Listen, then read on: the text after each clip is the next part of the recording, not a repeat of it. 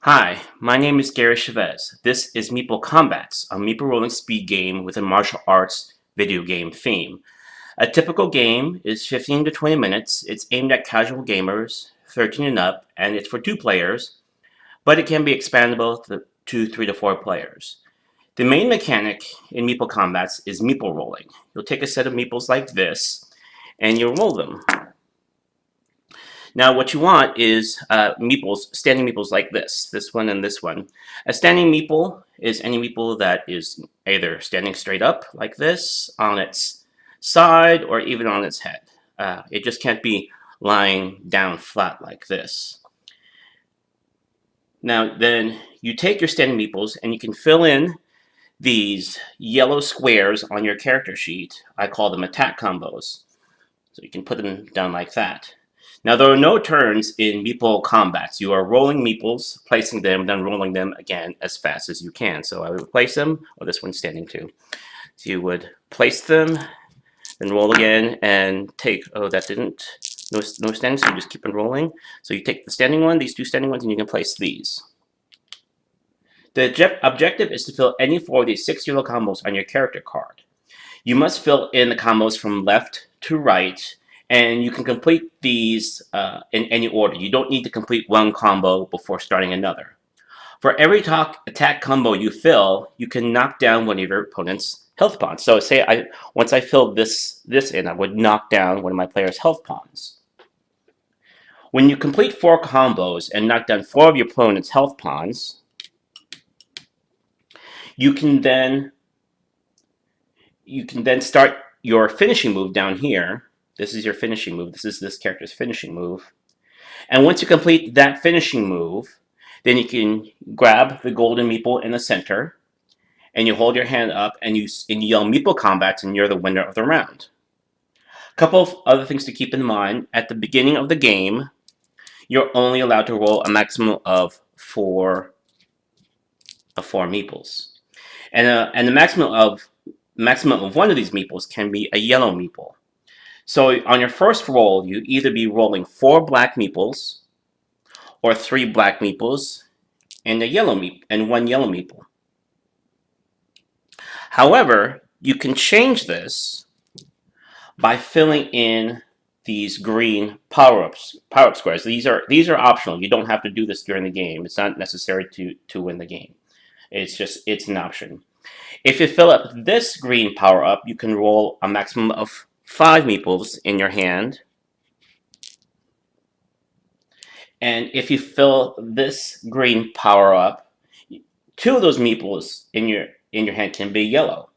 But you can't have any more than your max. So if you fill up both of these, you can have a maximum of 5 meeples in your hand, and 2 of them can be yellow.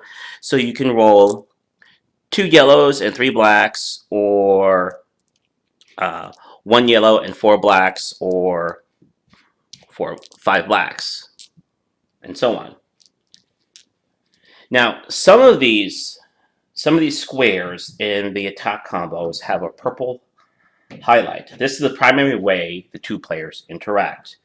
Say I rolled a standing meeple and I placed it in this purple square. I would immediately give my opponent one of these purple meeples, just like that. And I call these purple meeples blocks, as in blocking an attack. The purple meeple becomes part of your opponent's hand and counts towards their maximum. So say I have 4 meeples in my hand. Then my opponent gives me a purple meeple. Now, that takes the place of one of my 4 meeples. I have to get rid of one of these meeples and include that purple meeple in my hand now. So now I can only roll 3 black meeples. This purple meeple remains part of my set of rolling meeples until I get rid of it. And you get rid of the purple meeple by rolling it and having it stand up. Then once it stands up, you can get rid of it, and you're back to rolling whatever you want. 4 black meeples, or you include a yellow meeple.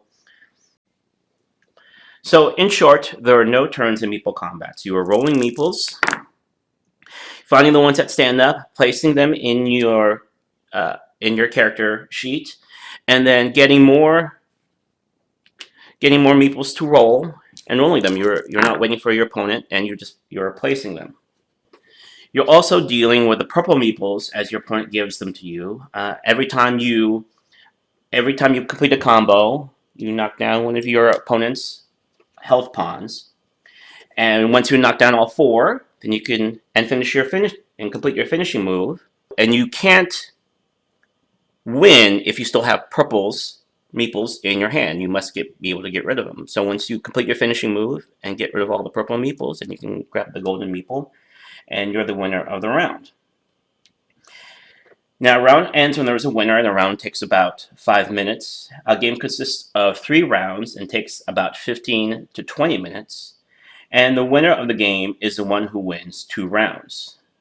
The game includes 6 characters, and each character plays a little differently. Lotus, for example, has several quick attacks to knock down the opponent's health pawns down, but she can't give as many purple meeples as other characters can. The game itself consists of 80 meeples, 18 jumbo cards, 8 health pawns, and 1 golden meeple. This piece of paper is not required for gameplay. It's just something I put here to make these health pawns appear better on camera. My plan is to have everything fit inside a small box like this. This is a small stout box from the Game Crafter. It is about 4 inches by 6 inches by 2 inches. The game is a 2-player game, but I play tested 3 and 4 player versions. But these 3 and 4 player versions require you to have another set, another box, another set 2-player game in order to do that. I'm saying the minimum age for this game is 13, but mainly that's because of the small meeples. I playtested this game with children as young as 7 years old, and it's easy for them to understand and play. I put my contact information in the video description. If you have any questions, please feel free to contact me. Thanks for your time.